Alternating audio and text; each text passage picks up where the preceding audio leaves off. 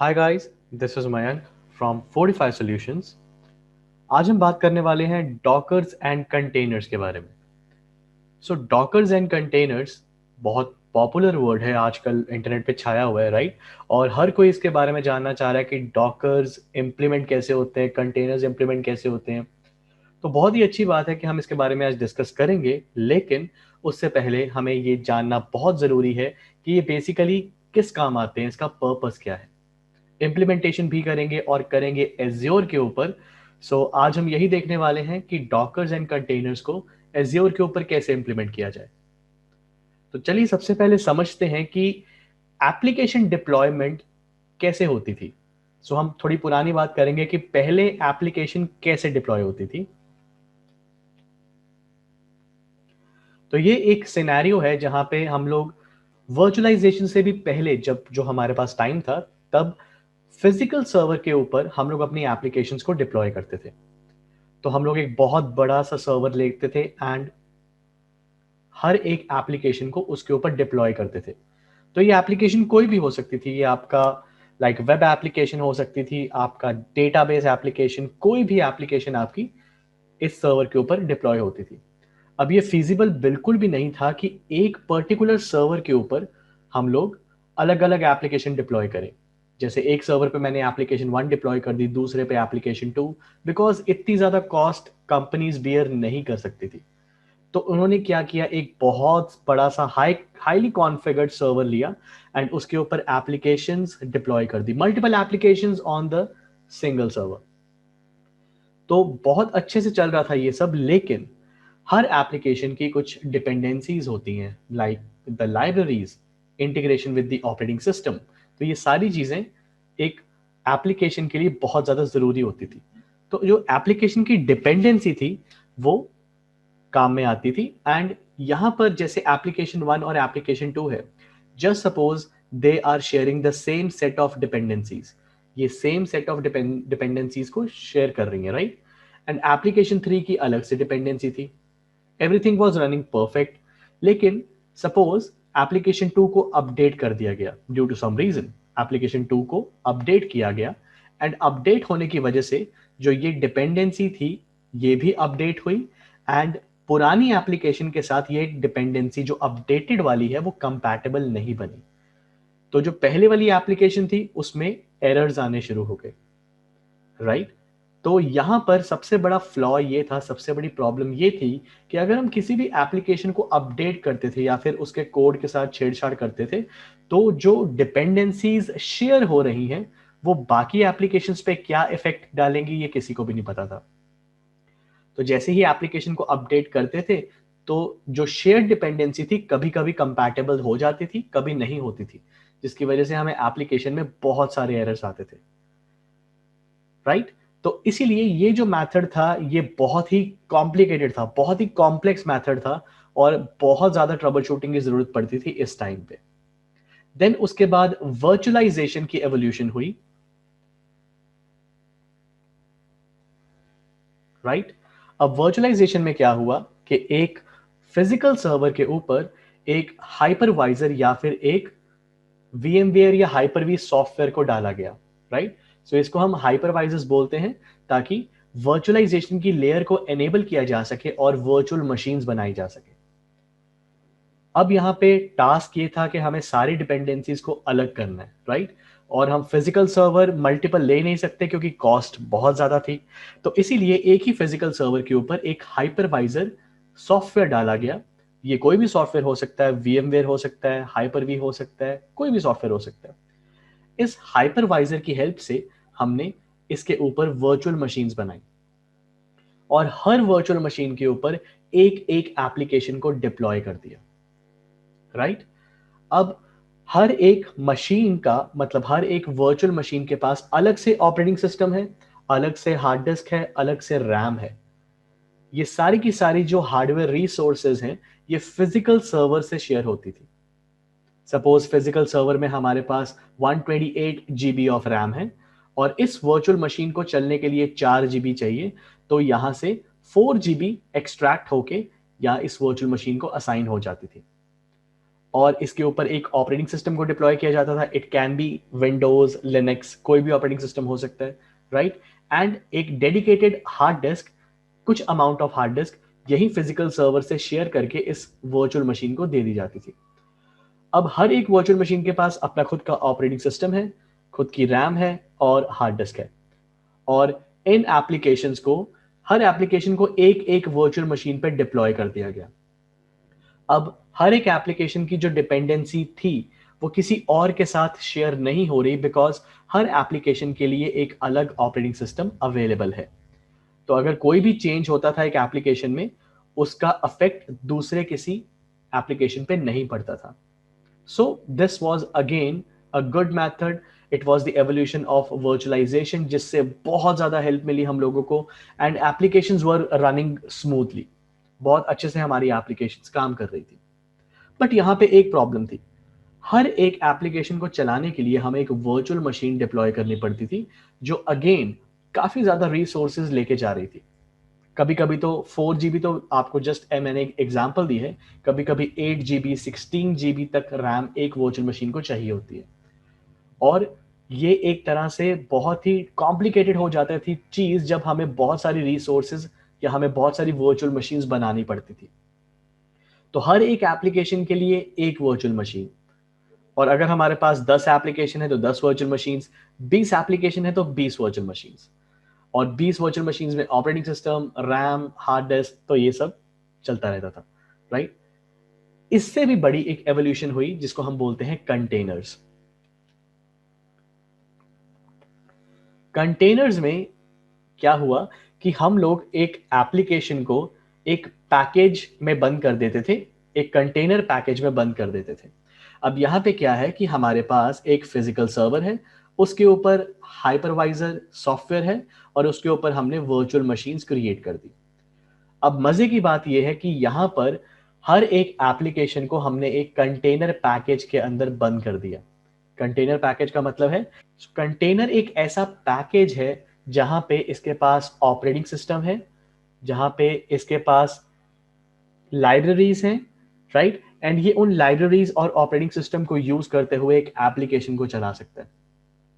And सबसे अच्छी बात यह कि यहां पे कंप्लीट ऑपरेटिंग सिस्टम नहीं है. यहां पे सिर्फ उतना ऑपरेटिंग सिस्टम है जितना एक एप्लीकेशन को चलने के लिए चाहिए होता है. तो अगर आप एक वर्चुअल मशीन में ऑपरेटिंग सिस्टम डालते हैं, तो उसका जो इंस्टॉल होने के बाद साइज होता है वो जीबीज में आता है. सो इट मे पॉसिबल कि अगर आप कंटेनर में ऑपरेटिंग सिस्टम डालेंगे जो कि इनबिल्ट आता है, तो उसका जो साइज होगा वो एमबीज में भी हो सकता है. सो आप ऐसा हो सकता है कि जो वर्चुअल मशीन है उसके अंदर जो ऑपरेटिंग सिस्टम है वो 2 GB का है, और कंटेनर के अंदर जो ऑपरेटिंग सिस्टम है उसका साइज अराउंड 150-200 मेगाबाइट्स, एमबीज इतना ही है, राइट.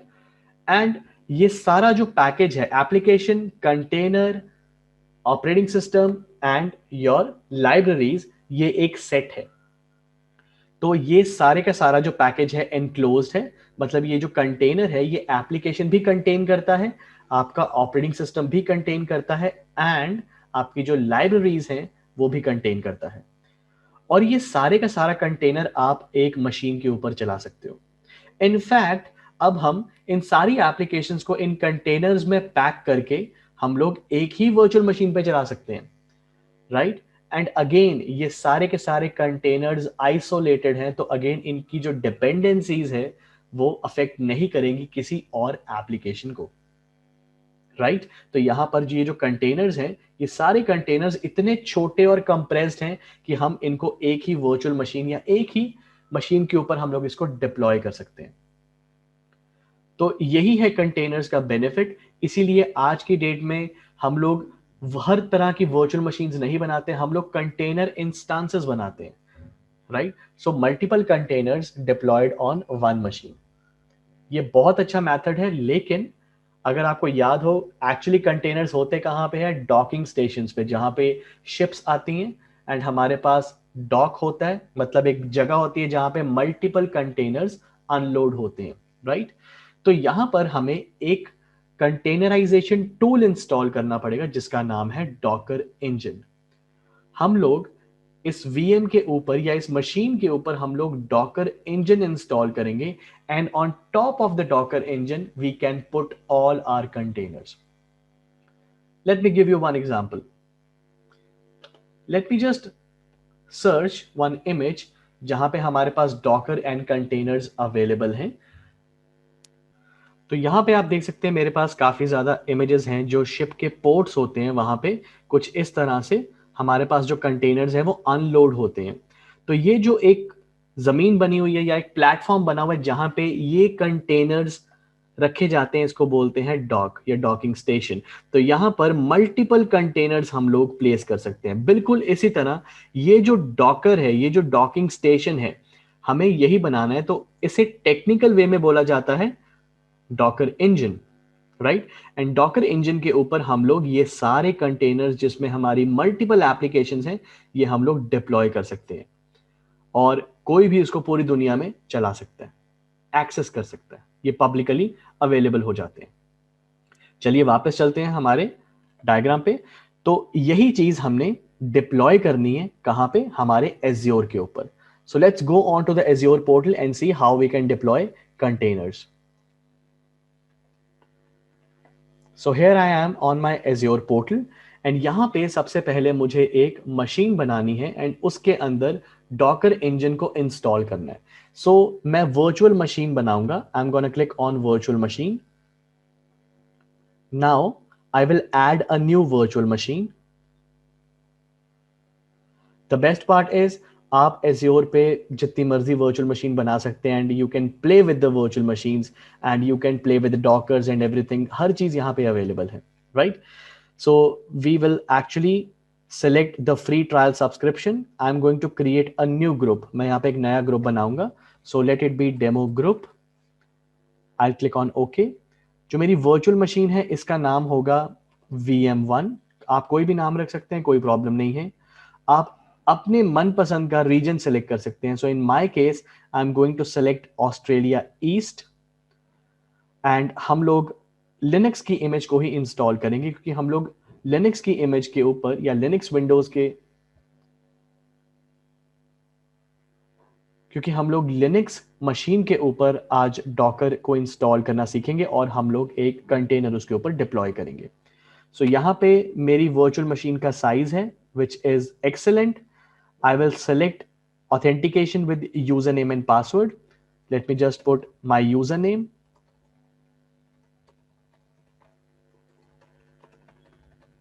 राइट. जिसको वर्चुअल मशीन नहीं पता किस तरह से बनानी है उसके लिए मैंने ऑलरेडी एक वीडियो अपलोड किया हुआ है इसी चैनल पे, तो please go and look that. And Linux की मशीन को एक्सेस करने के लिए हमें SSH पोर्ट को ओपन करना पड़ता है, बट इसके ऊपर मैं एक वेब सर्वर डिप्लॉय करूंगा. So I am also going to open the port number 80, right. And I will click on review and create and finally मैं मिनट्स में अपनी मशीन को क्रिएट कर दूंगा. So what I will do, I will click on create.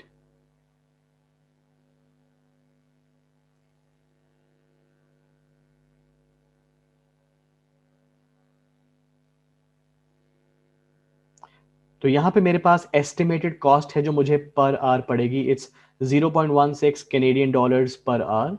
I will click on create. So with in minutes मेरी जो Linux machine है वो डिप्लॉय हो जाएगी. And I do have a set of commands. As you can see, I do have a set of commands.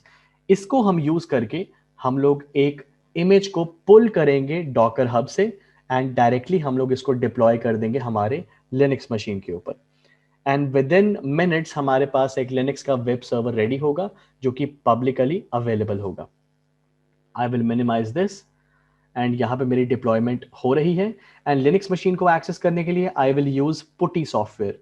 So I will just enable Putty software. I will actually open this and यहां पर जब ये machine बन जाएगी इसका public IP डालकर मैं इस मशीन को एक्सेस करूंगा.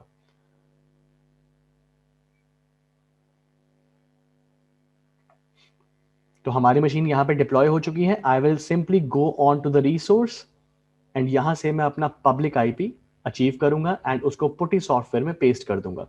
सो here we go. This is my public address. I will copy this. I will paste it in the putty and I will actually open the connection. I will say yes, and यहाँ पे मुझसे user name मांग रहा है, तो I'll put the username and I'll also put the password. I'll hit enter and there you go, I'm connected to my Linux virtual machine. अब इसके ऊपर हम लोग डिप्लॉय करने वाले हैं हमारा container, but before that let me just execute some commands. सबसे पहले हम लोग अपनी लिनक्स को अपडेट करेंगे, so I will use this command sudo apt get update. यहाँ पे हर कमांड के लिए मैंने लाइक डिस्क्रिप्शन दिया हुआ है कि किस तरह से या हर कमांड का क्या काम होने वाला है. I will just actually update my Linux, right? And after that, I'll run the second command, sudo apt install apt transport https ca certificates, right? So I'm gonna control C and paste it over here, hit enter, press Y, hit enter again, and this command also worked well. I will copy the third command. अब ये सारी की सारी जो commands है ये required है आपको डॉकर चलाने के लिए, right? This is okay. Now I will add the Docker repository onto my Linux machine.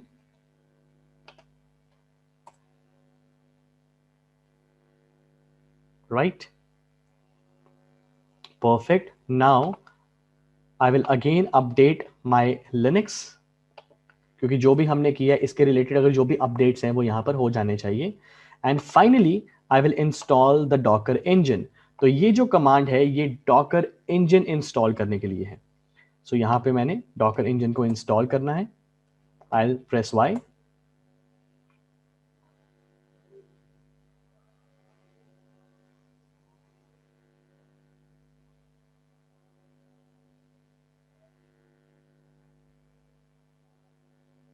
It will take few seconds.